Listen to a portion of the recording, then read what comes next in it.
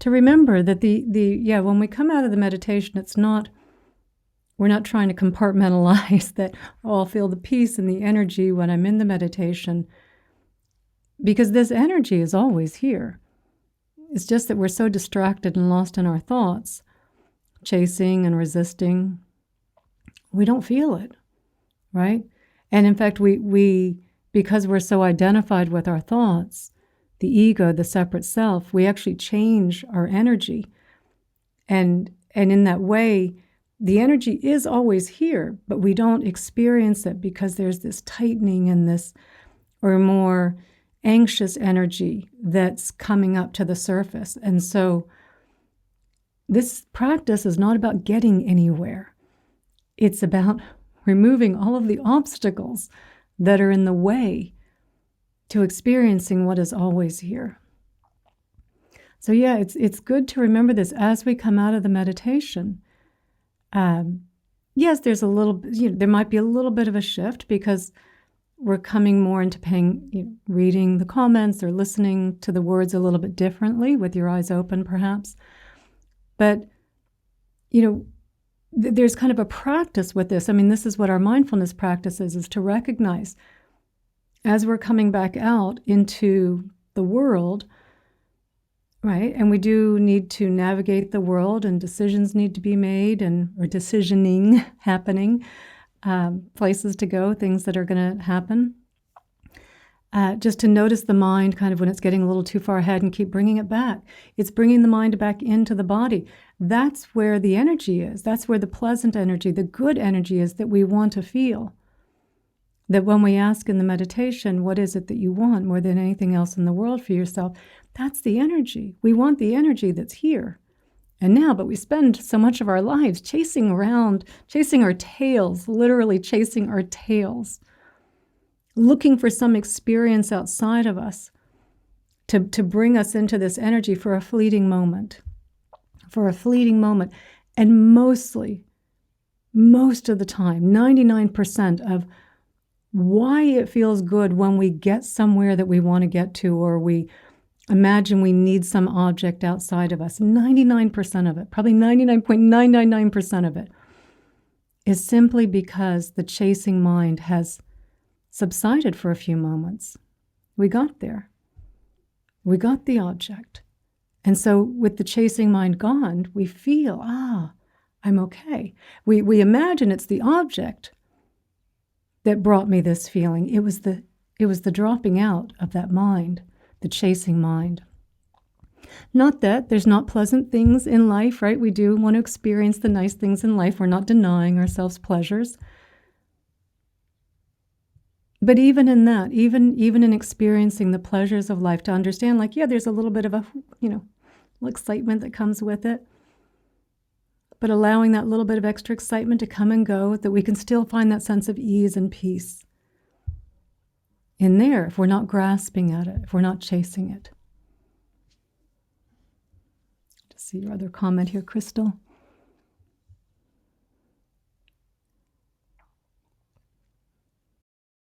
Yeah, it's nice to linger in it. It's nice to anchor in the breath and not chase. That's the point when our attention is anchored on the breath, or a mantra, even a contemplation, an object. The chasing is gone, right? The chasing is gone. And it feels so pleasant. And it doesn't mean that we can't go about our day. Even go about our day, you want to create things, you want to progress in your job, you want to learn things, you want to do things. None of that's fine. There's, enjoy the world, right? We're here. Let's not deny the world. But we can do that while still being here and enjoying every bit of it. Not imagining that I'll be happier over there when I get something, because I won't be. And if you always imagine you'll be happier somewhere other than where you are, when you get there, all that's going to happen is you'll have a moment's break, because the chasing mind will drop out for a few moments, but it will just start back up again. It will start right back up again. If you cannot be present now, there is nothing in the future that's going to bring you greater happiness. Because when you get to that future moment, it's the present moment. And the mind will just keep doing what it's been doing, what you've been training it to do. What our culture and society also very much reinforces, that it's always out there. It's the next thing, right? And to feel, again, why we ask the question in the meditation, what's most important? As, again, another anchor to keep reminding us we are so easily distracted. We so easily get lost in what someone else has, their achievements, their success, they're going on a retreat, they're going on a holiday, they've got this partner, right? That we get so easily distracted and lost in chasing things that just perpetuate this mindset of happiness is over there. And all that happens is the goalpost just keeps moving again and again. We get there, all this effort, all this stress, all this energy, wasted, all this unpleasant energy, because what if I don't get there? What if someone gets there first? What if someone takes it all? Right? All this unpleasant energy to get there. And for a few moments, it falls away. Right? We feel good, not because of the object, not because of the success, not because of the praise, because the chasing mind fell away for a few moments. The fearful mind, the mind that was fearful, that thought, what if I don't get there? Because the chasing and the fear, the desire and the resistance, right, the aversion, they're two sides of the same coin. Right? I want to get over there, and now I'm afraid that I won't get over there. So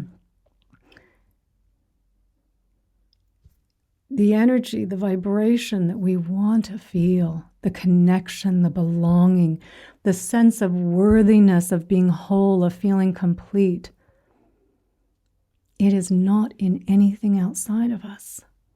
That simply perpetuates the sense of lack and scarcity. It is in remembering it's right now.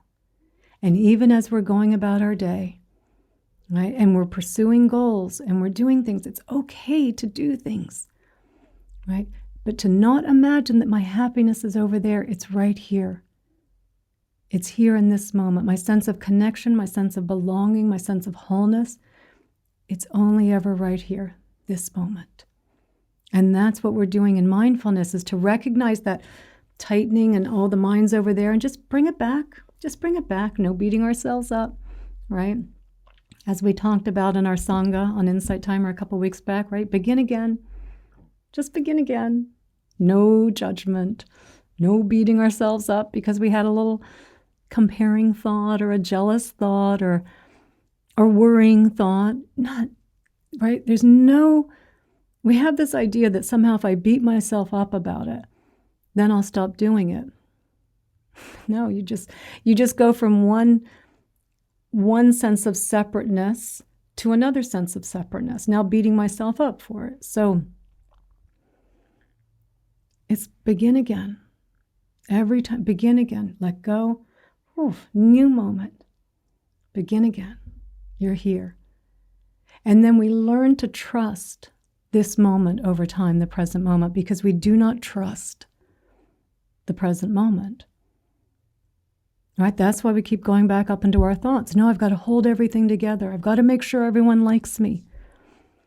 I've got to make sure that all my relationships are in good order. I've got to make sure that I'm safe, I'm secure for the future. Right? And not to say that there's not ever, thinking is not bad. Thinking is not the enemy. But we're in this constant kind of we have 50, 60, 70,000 thoughts a day.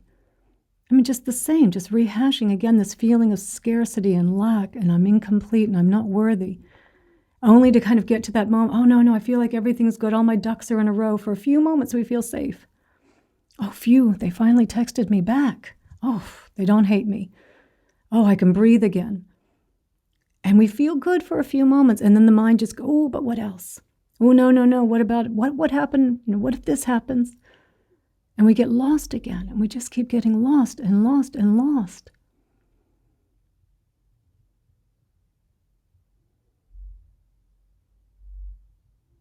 Let's just begin again, to keep coming back, to begin again. Our ducks are never going to stay in a row for very long. They're always changing. The world is always changing. The wisdom of impermanence, there's nothing in this world that isn't changing. Nothing. Sometimes we win, sometimes we lose, sometimes we get praised, sometimes we get criticized. Yes, the praise feels better than the criticism, no question, but let the praise go through you. Don't get attached to it, right? Just, it's nice. It's a good cue, good social cue. Oh, that was a good thing, okay. And then let it go through you, right? And the wins, yeah, enjoy it. Enjoy the wins, enjoy the comfort, enjoy the nice meal, but just letting them go through you, right? Because every experience is impermanent. The more we grasp at it, the more we suffer.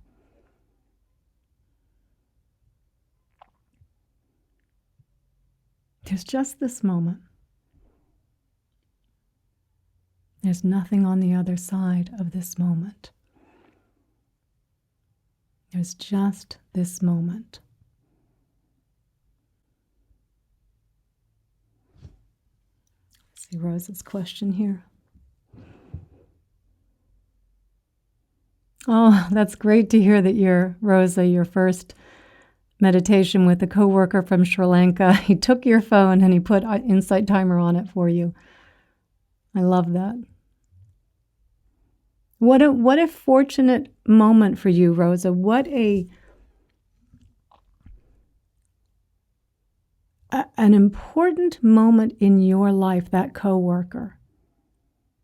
Think about if you hadn't, that coworker working in whatever proximity to you, that you two worked at the same company at that time, the fortuitous conditions that then brought them to you, and whoever it was that brought him, or I think you said him, to Insight Timer, right? And then the person that brought that other person, previous person, to Insight Timer, right?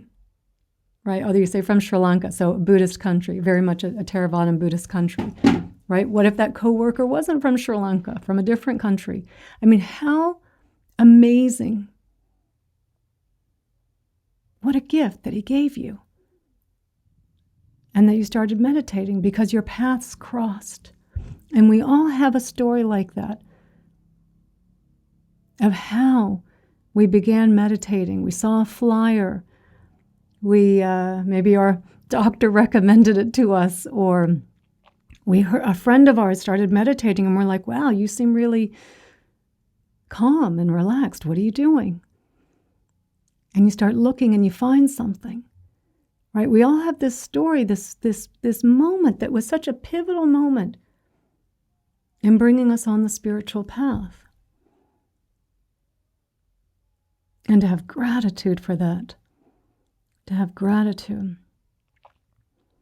And it's why in our meditation I was asking us to reflect back, to have gratitude for ourselves for all of the times that we have sat and meditated. And for that very first time that was so scary for so many of us. So scary. I remember for myself when I went into, it was Deepak Chopra, his center was a couple blocks from my office. And this was in San Diego. This was back in 1999. And so many times I stood outside there wanting to go in. And I was terrified because I thought, I was a financial advisor. I worked at Merrill Lynch. I was corporate there. I was standing in my high heels and business suit. And, I would see people walking in. I'm like, they don't look like me. And back then even just back in 1999, meditation was not, it was not something I shared with people. It was definitely not something I told people I did. I kept it very, very secret, very hidden. But I was so afraid to walk in there. And finally I did one day, whatever it was that pushed me to walk in there and say, I'm just going to do it. I didn't know what I was doing. it wasn't even a class where they taught you meditation. I mean, I didn't know what I was doing. But something clicked. Something clicked that day. And I stuck with it. And for all those times, and that's why so often we look and think of where we're going, and we forget about all of that effort that we have already put into our practice, that we are receiving all of the benefits of every meditation, every mindful moment, every moment of gratitude, of kindness, of forgiveness, of patience, of compassion. Every time we let something go. Right? All of those moments to be grateful for.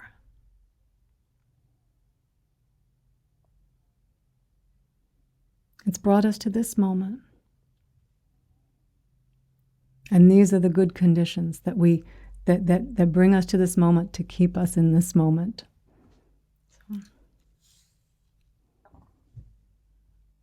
Oh, and I'm glad to hear you guys are still friends and call each other. And just from Crystal, there's always a beginning and an end. Seasons change. Everything changes. How you feel now about something, you'll feel different later. Don't get too attached to it. Don't get too attached to anything. Really, to anything. Because every time we get attached, the way we attach is we get lost in our stories, in our thoughts. And that's where the little separate me, the separate self, the ego arises. In our stories. And we get so lost in the spin of our stories, and we're being yanked all around, so believing this alternate reality, preventing us from being here and seeing that we have good lives, that everything's okay, that we're safe. And to feel that sense of connection, because every time we get lost in our thoughts, not wanting the good times to end, right? Trying to cling, make them stay, right? Pushing back on the times that are unpleasant. Every time we do that, we create a sense of separation. I am now separate. There's a little me that I believe more than I believe reality. My perception of reality, the illusion. We believe that more. And I feel separate, and I feel disconnected, and I feel like I need something in order to be complete. And that's why the mind then focuses outwards. If I could just get over there, then I'd feel better. Oh, get there. Oh, it didn't work. Let me go to the next thing. Oh, it didn't work either, right? We're just chasing our tails. Even when we're experiencing something unpleasant, because we do experience unpleasant. You can't have pleasant without unpleasant.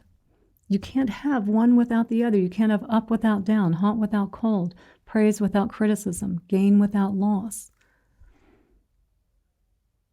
They are all two sides of the same coin, but we so chase, I only want the good conditions, and when I get the unpleasant conditions, I'm just going to push back on it. Even in the unpleasant conditions.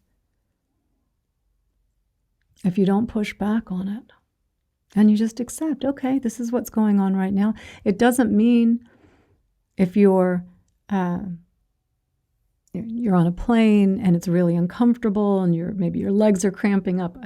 Stand up, go for a walk up and down the hall, right? Let's have wisdom here, right? Doesn't mean we can't do something, but without the story. Why is this happening to me? And I'm so uncomfortable, and I'm never doing this again. All of the ways in which we push back create more suffering. As soon as we accept and accepting what's happening, but still recognizing, oh, I can stand up, I can do something. My leg's cramping, I can rub my calf.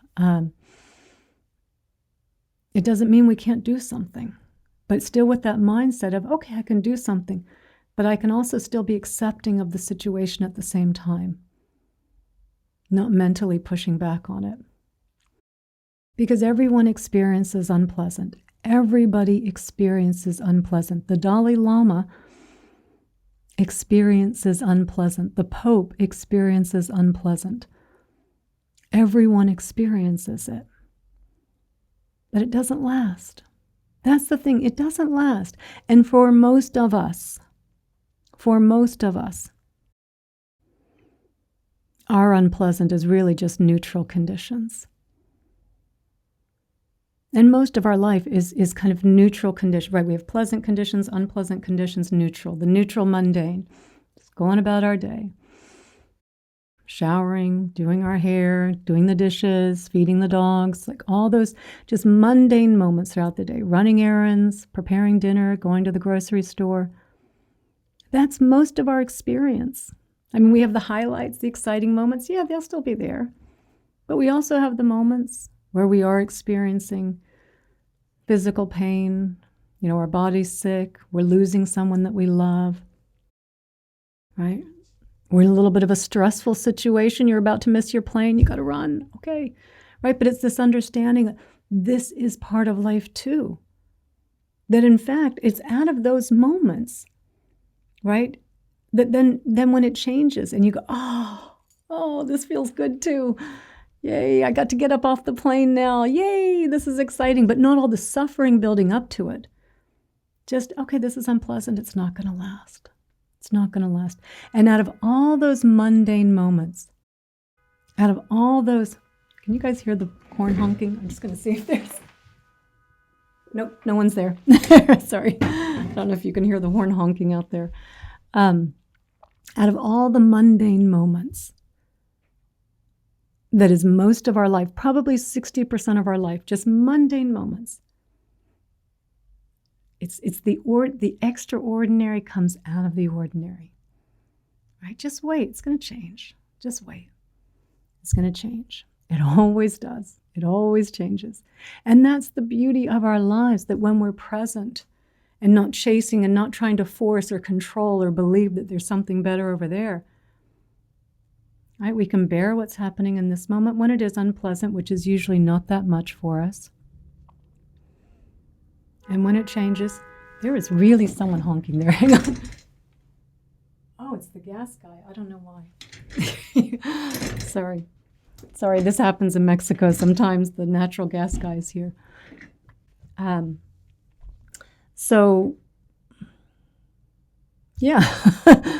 Sometimes we have the calls, no one's here, no one bothers me out here. Every now and then the natural gas guy shows up. So, out of the mundane, out of the ordinary comes the extraordinary. Just be present. Be present for it all. The peace, even in the mundane moments, the boring moments, you're paying the bills, you're doing your taxes, all of that stuff. If you're present, if you're not pushing back on it in your mind, there's still the peace. It's here. The peace is the absence of the pushing back. The peace is the absence of the grasping. It's not in what conditions are happening. It's not that I need to be in first class versus economy, or that I need to be in this place versus that place. Those things are actually irrelevant. It's all up here. What am I grasping?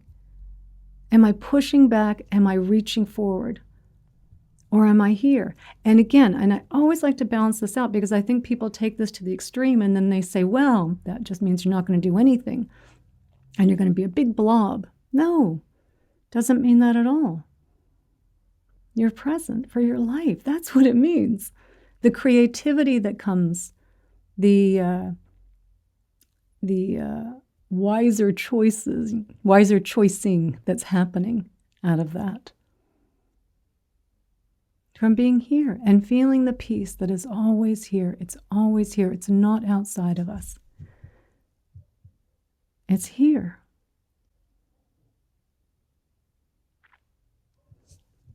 Okay. The gas guy's gone now. Okay. Oh, from Crystal. Thank you, Crystal. Thank you. Great comment. People have this perception that meditators don't have unpleasant moments, or that meditation teachers don't have unpleasant moments. Of course not. Of course not. There's this idea that if we're on a spiritual path, no one should ever be unkind to us. We should never experience discomfort in the body. No one should ever take advantage of us. No, of course not. The difference is our response to it, because we understand. The wisdom is understanding this is the world we live in. To stop fighting back and imagining that I should only ever experience pleasant conditions. And that is that's the ego, right? That's the ego. It always wants the praise. It never wants the criticism. Always wants to win. It never wants to lose. It always wants the comfort. Never wants the discomfort. Right? There's no wisdom in that. There's no wisdom in any of that. It's the understanding that this is the world that we live in. We are trying to live in reality, to come out of this thought-created world, that really this such naive thought-created world, this childish thought-created world that we live in, that only wants the good and never wants the bad. If you were praised every day and never criticized, it would mean nothing to you after a while. Nothing. If you only ever won and never lost, it would mean nothing. It's how we experience the world. It's why we can appreciate the good moments. And when the moments are unpleasant, just to remember this won't last either. This won't last either. It's okay. Right? It's gonna pass. Right? It's how we experience the world. If we could not, there would be nothing to experience if it were just one thing. We need the contrast in order to experience the world. And even out of that which we perceive as bad and that which we perceive as good, it's not one thing. Right? Out of tragedies, people step up and do amazing things. And even just that sense of connection, and that sense of we're all in this together all of a sudden. I can remember in the States after 9/11, this sense of just all of a sudden we were all in it together. A tragedy, right? Or just even the tragedies that, there was a story from after the tsunamis in 2004 in Thailand and, oh my gosh, I'm going to forget. I think Indonesia, I can't remember the other countries, but Southern Asia. And of course, the tsunami wiped out villages. Just wiped out entire villages. And there was this man who had lost all of his family, all of his children, his wife. And of course, a tragedy. You can imagine the grief, the suffering that this man is going through. And then somehow I don't remember the exact details, that he'd come across all of these orphan children because all of their parents, I think, were in this field and they all got wiped out. All died. And he started adopting the kids. And then he ended up with, last I read this story was probably maybe 5 or 6 years ago. I think he had 30-something kids that he had adopted. And in this interview, he said, I would never ask for what happened. Like, I love my family and I miss them every day, of course. But I would have never known this love that I have right now from adopting all of these kids. So even in tragedies, there's amazing things that happen, but we look at it in such a binary way, right? And I think there's so much wisdom and compassion in saying, well, let's see. People step up in amazing ways in tragedies as well. So even just to think of this kind of, when people say, well, why is there, or good or evil, or just good or bad, it's like, it's such a binary, such a simplistic way to look at the world.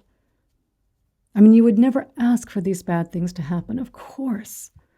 But the reality is that they do. And then there are some extraordinary things. We often dig so deep in extraordinary ways in extraordinary circumstances. So yeah, we are trying to live in accord with reality, not to change reality out there, to be in accord with it, to find peace and harmony within and peace and harmony with the external world.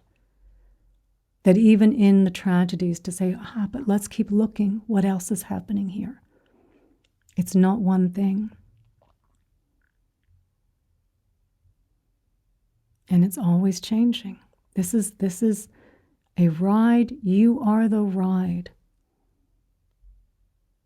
We're trying to stop fighting the ride.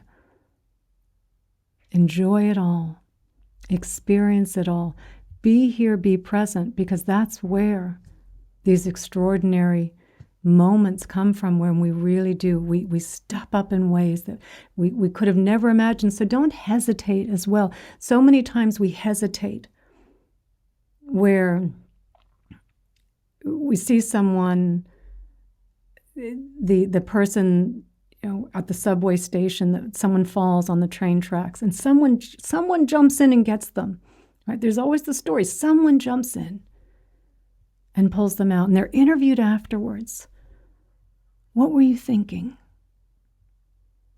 I go, I wasn't thinking of anything. I mean, you see, in that moment, there is a seeing of the shared connection that pushes someone to risk their own lives for a complete stranger. And if you were to ask all the other people on the subway platform that didn't ask, what were you thinking? Oh, I was thinking about whether I could even get down there and back in time. Could I lift them up? That I've got to be somewhere in a little while. I can't be late. Only one person leaves the subway platform that day without regret. The person that acted. Out of extraordinary moments, we act in extraordinary ways. We should not view these moments so simplistically, so naively, to say, well, it's just one thing. It's not one thing. It's never one thing. That's the teaching of emptiness. Emptiness, the great Mahayana Buddhist teaching.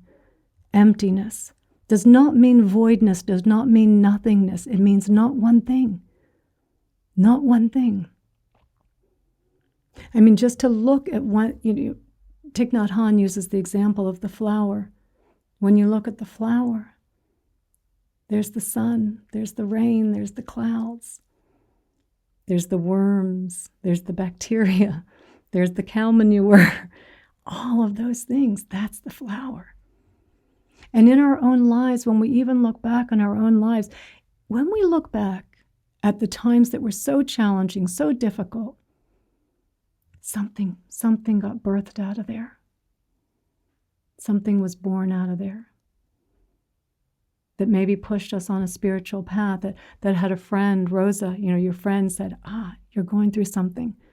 Download Insight Timer, start meditating, right? Look at the whole thing. Look at the whole thing.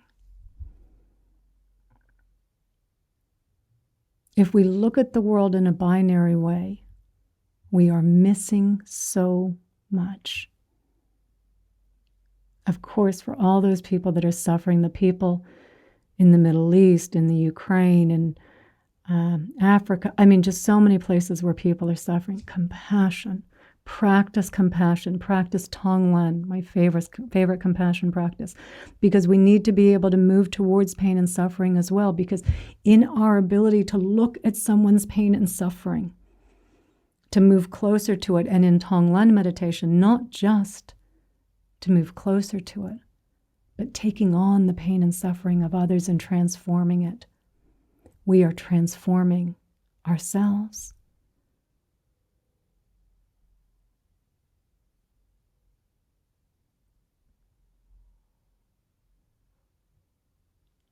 It's not one thing. It's not one thing.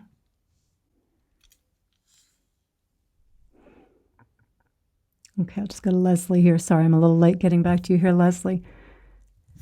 I know we all find this path when we're ready. Is there a thoughtful and respectful way to encourage, suggest it to someone you feel can benefit? So far, I've just shared the piece that's brought me.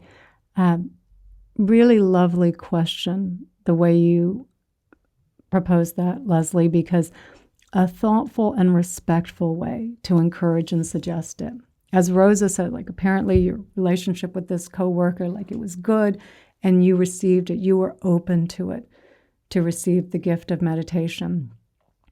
But not everyone's ready for it. And the more we push something on someone, the more they push back, right? So it's really important that we understand the teaching of right gift, right time, right? And I think we understand this teaching best without attachment. It's not our job to change the world. That's not our job. Even as a teacher, as I stand up here or sit here and send this information out to you, it's not my job to change you, right? I'm not attached to that. If I was, I would suffer, right? I give it freely, lovingly, with kindness. I wish for you what this path has done for me. And I send it out here to you, and I hope that, I hope it's received. But there's not an attachment to, you really taking it in. And so I think sometimes when we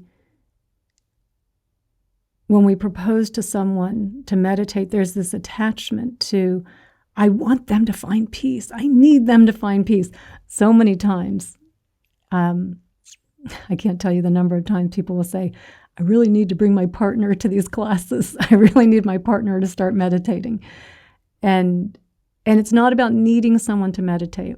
If it's really with this idea that I think someone could benefit from it, I think one of the best things that we can do is just show kindness to them, show care for them, show compassion. And if there's a moment, the right time arises, don't put it on your schedule, just the right time arises, and you feel there's a moment to say, let's just take a minute and just breathe together, or let's just take a moment and come into our hearts, or it's just the moment where they're really saying, then they're feeling safe with you and saying, yeah, I'm really stressed and I could really use some help. Then, hey, have you thought about meditation? Maybe just give it a try. Maybe you could give it a try, and you could go on Insight Timer, and there's all these courses, and you could learn and just maybe give it a try, but really doing it with this attitude of kind of showing them the path, but not pushing them into it, but just, okay. And then you leave it with them, and you just, okay, the right gift at the right time. And now I leave it with you. So very beautiful way of the way you asked that, Leslie. Because too often, and it is, I totally get, like, we get so excited sometimes. It's like, oh my gosh, I can't believe how great this path is. And we want everyone to experience it. And that's a good intention. But everyone is walking their own path, and we have to be really careful the way we present, the way we share this path. Because this is a path of peace and non-attachment. And that is interesting how quickly we can get attached to needing everyone else to be on the path. and then, kind of falling off the path in that way because we're getting attached to something. So beautifully, beautifully asked question, Leslie. Thank you. Oh, from Stacy, what made me move here to Mexico? I'll just very briefly. I've been coming down here for a long time. I used to live in San Diego, so Baja, California is, and Tijuana is very close. But I'm way down. I'm about 1,000 miles down Baja, and I first started coming here because I kite surf. So the first time I came here was in 2010, and I used to do a lot of kite surfing. And for those of you that know, with the big kite and the surfboard, actually I was doing the hydrofoil. I only kite usually a couple times a year now, just to make sure I remember how to do it, but I don't really seem to have much of an interest these days. But it was the kite surfing, and then 3 years ago I was down here just for the winter and decided, you know what, I'm going to just stay, and built a house and got permanent residency. And I was kind of ready for a change from the States as well. And And I very much like the laid back pace here, and it's just it's a little fishing village. It gets pretty busy during the winter because we do have good wind, so a lot of kite surfing, windsurfing, a lot of mountain biking, a lot of people, a lot of snowbirds come down in the winter. And then in the summer, it's very, very quiet again. But still, relatively speaking, I just got back from Mexico City yesterday. I was there for a week, and it feels so quiet and peaceful again. It's so nice. So this whole path has just unfolded for me in ways I could have never, ever imagined. Never imagined. As I said, I worked in the financial industry for 25 years. I was a hedge fund trader the last part of my career. And I would have never imagined I'd be down here in Mexico living on my own, living very much a spiritual life. I mean, I live my life as close to my spiritual practice as I can. Really, and I think that came out of because I first moved to a Buddhist monastery in 2013. I thought I was going to become a nun. And then when I didn't become a nun, I thought, okay, well, I still want to live my life very much dedicated to my spiritual practice, because nothing has brought me more peace and joy than this path. And I say that, and I've shared this before. I mean, coming from a place where there was a lot of suffering, a lot of unhappiness, a lot of taking things to alter my mind. I was still very successful in my career, but I mean, at the end of the day, I'd come home, I would smoke something, I'd drink something. I didn't know how to turn off the thoughts. And those thoughts that made me feel so unworthy, so unlovable, so that there was something so wrong with me. I so believed it, that there was something wrong with me, something fundamentally broken about me. And I could have never imagined where this path would take me. And it just keeps, because I've realized I'm not controlling this. It just keeps taking me along, and I'm open to it. And I think there is something about this path. The more you let go, because you realize you are not controlling any of this. You are simply arising in each moment based on causes and conditions, getting nudged and nudged and nudged. And the less when you stop fighting it, there's almost this kind of like, it doesn't mean that all of a sudden everything is, puppies and rainbows. It doesn't mean that everything's great and no one's ever unkind to you. It doesn't mean that. But things do seem to align.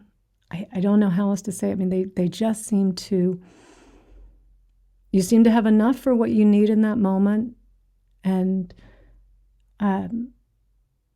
it just seems to keep opening up in ways I could have never imagined, and would have never, if you had asked me 25 years ago, where will you be in 25 years? Then I probably would have said, oh, I hope I'm the CEO of Merrill Lynch. I would have had very different aspirations. I would have never imagined this is where I ended up. And I'm so grateful. I walk around like, I don't know how this happened. But I'm grateful that it did. So, how would I suggest to cope with family members' long-term toxic behavior? It's a good question, Ellie, because a lot of people are dealing with that. I think it's always important to recognize when someone's behavior is toxic towards us. And I am just going to add also how wise and compassionate it was for you to say their behavior, not them. I mean, I'm serious. There's so much wisdom and compassion in saying the behavior is toxic, not that they're toxic. Because the toxic behavior is, again, a result of causes and conditions. Their causes and conditions. If you had had the same causes and conditions, your behavior would be toxic as well, right? We are the result of our causes and conditions. So it is so important for us to recognize, yes, it's their behavior, it's their causes and conditions. It's not personal. It feels so personal. It's not personal. You are the result, Ellie, of all of your causes and conditions. They are the result of all of their causes and conditions. And that does not mean that we don't set a boundary with that person. Even a family member, right? People say, oh, it's family, I can't. Yes, you can. Yes, you can. You can set a boundary because it's not healthy for you to be around someone that is causing you harm, that is maybe just in some way their conversation, their dialogue is quite aggressive and toxic and creates and maybe kind of brings out some resistance in you, because it's also really important for us to know where we are in our practice, to know how much time we can spend around how much time we can be around someone that is exhibiting toxic behavior before it brings out our ego, right? So I think that's really wise and compassionate to ourselves to say, hey, it's not healthy for me. I need to set a boundary with this person, right? And however that might look, to whether you need to have a conversation with them, whether you can write them a letter or send them an email. It's really difficult. I mean, setting boundaries is not easy. It's not an easy thing to do. But we have to be so careful because we know the alternative, if we're not setting a boundary with someone who is exhibiting toxic behavior with us, we are still having that conversation in our head and pushing back on them, and then our thoughts turn to judging and resentment and anger and ill will.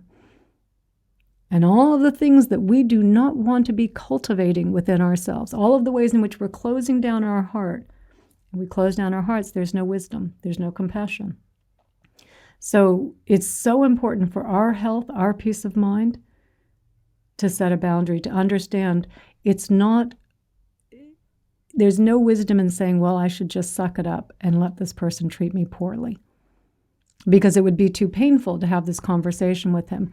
There is way more pain in not having the conversation, way more pain that you are causing to yourself, changing who you are in that moment. Because if you focus on thoughts of judging someone, again, anger, ill will, resentment, thinking about all of their unpleasant qualities, whatever your mind focuses on is who you are becoming in that moment. Judgmental, angry, bitter, not who you want to become. So I do want to make that clear. It's understanding they are who they are through their causes and conditions, so that we don't have the anger and ill will towards them. They are the result of their causes and conditions,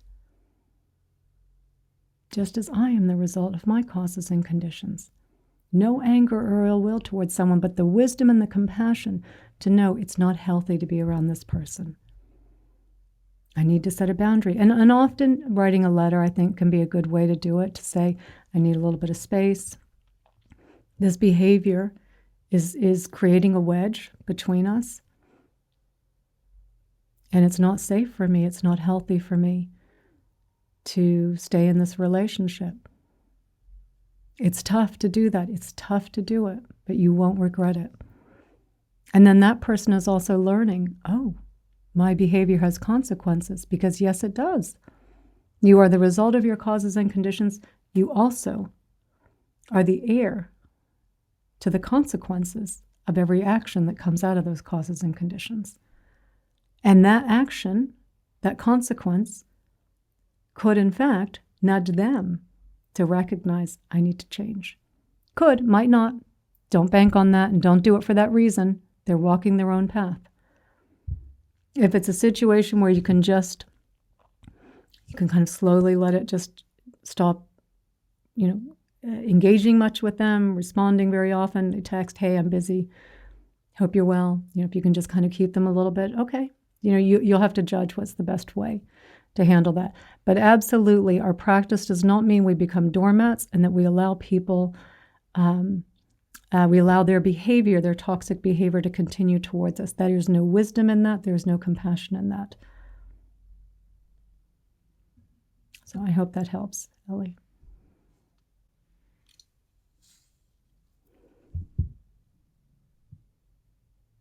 Oh, from Rosa. I love it. From Kushan. Carried cushion in his cars and you went to the building's roof. I used to go in my car and meditate in the garage. Once the Deepak Chopra Center went away, he had moved to another part of San Diego, and I used to just go in my car and meditate. We go where we can. I've gone in bathrooms and meditated. I've meditated in a lot of strange places. We go where we can to find those few minutes. And just on that again, while we have our formal meditation practice, everyone probably here, I would imagine on Insight Timer, you have your 20, 30, 40 minutes, maybe hour that you do in the morning and then in the evening. Little minute meditations throughout the day. Little minute meditations. Just pausing, centering yourself, remembering, because we do, especially in the beginning of our practice, as we're learning the wisdom teachings, impermanence, emptiness, interconnectedness, interdependence, karma, as we're learning all of the wisdom teachings and taking them from an intellectual understanding down into a place of knowing, it's really good to just have those pauses throughout the day, because the mind is so used to just chasing and resisting, because all the minds around you are doing this as well. And our culture has been doing it for thousands of years now. It's very much ingrained. It's all around us, right? And so it's really important just to take those minutes. Oh, yeah. Connect back. And as many of you know, I love the heart-centered energy. There's something, and science has really proven, the more we bring our attention to our hearts, activating that heart-centered energy. I mean, we do physically change our heart in that moment, just by breathing in and out of our hearts, right? We bring our heart into coherence. When our heart feels safe, it sends a message up to the brain, hey, I wouldn't be beating like this if we weren't safe, right? And the brain says, oh, if the heart says we're safe, then we're safe. And your whole nervous system relaxes. And just to pull yourself, so, affecting your nervous system, bringing your nervous system down and remembering, oh yeah, it wasn't out there. It wasn't in the next moment. My happiness wasn't there. It's right here. What I want is to feel this. I want to feel the absence of the grasping. Because in the absence of the grasping is the peace and harmony. Oh yeah, I just forgot for a moment. I thought it was out there again. And I brought myself, it's here again. Oh, that's right. I forgot. It's okay. We all forget. It's okay. It's okay. Begin again. Right? And you're here and you start to connect in and feeling your body, coming into your body, feeling it. Oh yeah, it's okay. It's okay, I'm back. Yeah. Right? And just begin again, begin again, begin again. Over and over, beginning again. And every time you do that, every time you bring yourself back, even for those little 1 minutes, you start trusting this moment more than the thoughts. You start having more evidence. I feel better when I'm here. I feel connected when I'm here. It's the thoughts, the ego thoughts, the separate self that makes us feel this sense of lack and separation, and then sends us out on this mission to try and get something for us to feel more complete. But we are already complete. We are a part of this tapestry. We cannot not be a part of it. We can think we're not. That's the thing, that's what we're asleep to. We think we're not a part of it. We've fallen asleep. We're lost in the dream. And it's coming out of the dream back here. Oh yeah, a moment ago I thought I had all these problems. Where'd they go? Oh, I'm here again. I'm back again. And we feel that sense, that energy, that vibration of just that. It is such a beautiful sensation of peace and harmony, of ease, of contentment, and still going about and doing the things that you want to do in the world. It's okay to do things. It's okay to have goals, right? Just not believing that I'll be happy, that there's anything happier, there's anything here that could be happier over there. When the more joyous moments happen, when you have the slice of chocolate cake, the nice latte, the nice meal, the nice massage, enjoy it. It's good. Don't deny it. Enjoy it. This is nice, right? But it's not, don't start grasping at it, right? We do this. We go and you go and get a massage or a pedicure or something, and you're there getting it, and now you're thinking about, I should do this every week. How can I fit time in for this every week? You're already grasping at it. It's like, just enjoy the good conditions, because they can't last. Whatever is pleasurable will eventually turn to pain. Enjoy it and let it go. It has its moment. The latte is nice. Enjoy it. The chocolate cake is nice. Enjoy it. But 5 pieces of chocolate cake is no longer pleasurable. 3 hours, 4 hours on the massage table is no longer pleasurable.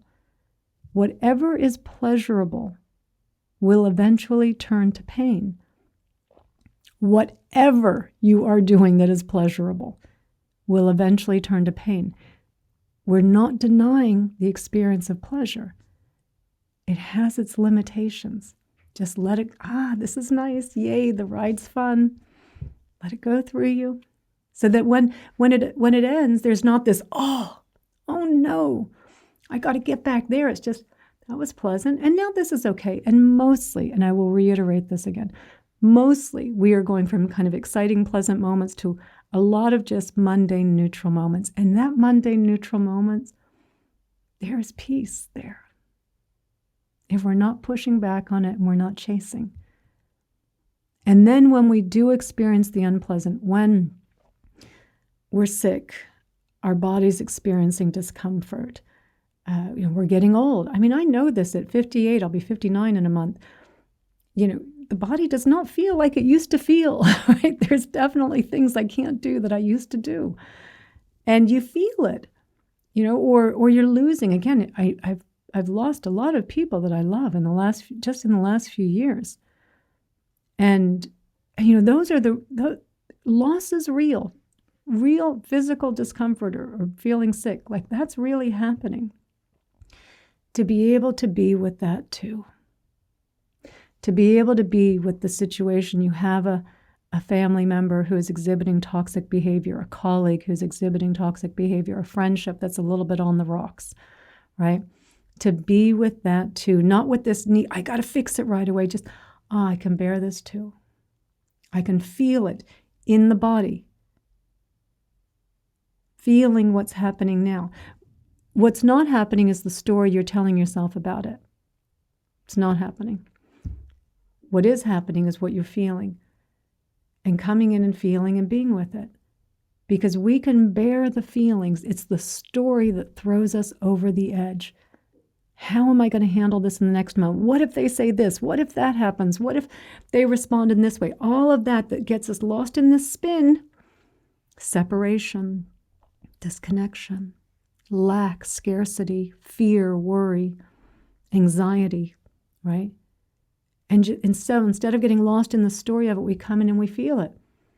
It's energy. It's not as pleasant as the energy of gratitude, right? It's not as pleasant as that.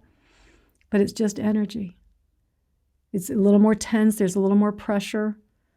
You can feel something solid. It feels solid. Of course, there's nothing solid, right? But it feels that way. The intensity of the pressure is a little stronger. And you feel it, and you breathe space into it. And you can be with it. And you find, even in this sadness, even in the grief and the loss, there's peace when I'm not pushing back on this. Because if that person didn't mean something to me, there wouldn't be this feeling of loss. I can bear it in this moment. So coming into the body and feeling, right? Enjoy the good, have gratitude. When the pleasant conditions are there, have gratitude. We do not know, by the way, for most of us that live in countries that are relatively safe and don't have war, directly on your doorstep, we do not know how long these good conditions will last. Have gratitude. Just the fact that you can walk out your front door and not be afraid. Have gratitude. Appreciate the good conditions that we have. When the conditions are mundane, okay, that's most of life. Be with that too. Feel it. It's okay. It's going to change. It's not going to last. And the more that you can be with the pleasant and the mundane, when the unpleasant conditions, which are a part of it as well, the truly unpleasant is a relatively small portion of it for most of us. Not everyone on this planet, by no stretch am I saying everyone on this planet has these conditions. Many people on this planet are still in survival mode. This would be a very different talk. You are on this call because you've survived. You've survived. If you can take an hour out of your day to be on a Dharma talk, to join your Sangha, you've survived. And you have the good conditions to be able to transcend now, to see what is beyond survival, to see the amazing world in which we live in, because this is a trip. This is a total trip that is changing moment by moment by moment, that all the little things, a butterfly, a bird, a scorpion, a snake, what your dog does, who calls you next, all of these different things, the weather, I mean, it's all affecting and arising in each moment. And when you see that and you are able to experience the world as this continuous, interdependent, interconnected, arising and changing moment by moment, that you have the good conditions to be able to look and see this. Everything changes. Everything changes. We have the good conditions. We shouldn't take them for granted. We shouldn't take them for granted. You didn't make the good conditions. You be grateful that you have these good conditions. Gratitude is in all of this, because in one moment this is all going to be over. This part of it. Meredith will be over. But consciousness is not subject to beginning and end. Awareness is not subject to beginning and end. But the ride of Meredith will come to an end. And I'll see where it goes from here. See where the ride of Ellie goes, the ride of Leslie, of Rosa, of Stacy, of Crystal, right? Of Mary and Dean and Kathy and Libby and Kara. See where it goes. Forgetting someone back there, I can't. See where it goes. Be open to it. You have the good conditions. We've got to get out of the head. We've got to get out of the ego. We've got to stop believing this illusion. Maya. It's just suffering. It's suffering. So we are doing, because we'll wrap up our call here, as I think we've gotten through all the questions. So for next Sunday's Sangha on Insight Timer, we are starting a new series. This is based on a course I used to do called The Ego Game. I've changed the name. I just changed it this morning to Ego and Identity, Understanding Its Varied Faces. So we're going to start on Insight Timer this Sunday, and really go through understanding how the ego is arising, what it's trying to do, how we get lost in it. So really having a good understanding of the ego, the fundamental nature of the ego. Because while it's an illusion, I'm not saying it's not, it's an arising. It's like a rainbow, right? When a rainbow arises, certain amount of water, certain amount of light in the air, someone perceiving it with particular, a human, where we see in that particular wave spectrum, light wave spectrum, right? All of those conditions creating the rainbow. So not saying the rainbow's not there. It arises temporarily and passes away. So does the ego. The problem with the ego isn't so much that it arises and passes away, it's that we believe it is fundamentally who we are. That's the problem. That I believe if someone has hurt me, has criticized me, has blamed me, if I think I've made a fool of myself in some way, I believe the little image of a me, a little Meredith in my mind, in the fetal position, that life is over because she said something stupid, incorrect, she embarrassed herself in some way. That I believe that more than I believe, that happened. Yeah, people embarrass themselves all the time. I will continue to. That's part of being human. But not carrying that image around all day, that every time that image arises, just, yeah, it's okay. It's okay, sweetheart. We talk about self-compassion, yeah. It's okay. That happened. It's not happening now. Right? Believing more, you're here, you're safe, everything's okay. There's food in the fridge. You've got a roof over your head. You're okay. You're okay. All of the causes and conditions that have allowed you to survive so far, there's no reason that would not continue. There's no reason that would discontinue. And so it's being able to pull yourself out of it, to not believe that thought created me more than you believe the reality that here I am sitting here perfectly safe. I'm okay. We spend most of our lives walking around with this little unworthy image that isn't getting what it wants, or someone's getting more than me, that someone's taking advantage of me, someone doesn't agree with me. How dare other people have different opinions, vote for someone that I wouldn't vote for, right? We carry this around all day and believe there's this little wounded me, when in fact it's just arising through our thoughts. But we're so believing in it. We just can't, we're so believing in it.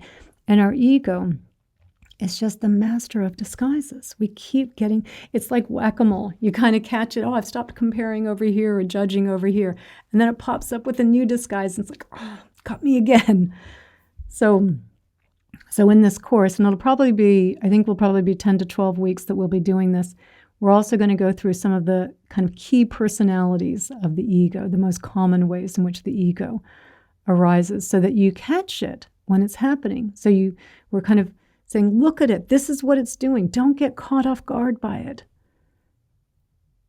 So we'll be starting that on Sunday on Insight Timer. So hopefully some of you can join us for that. And of course, on the Tuesday Sangha here on Insight Timer, it will still be this format where I'm not coming with a prepared talk.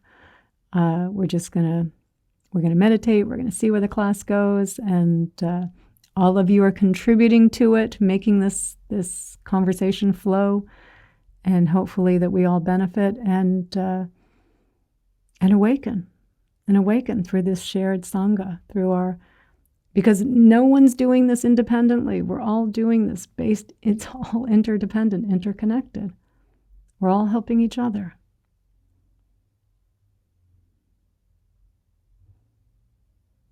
Thank you, Rosa. Thank you so much.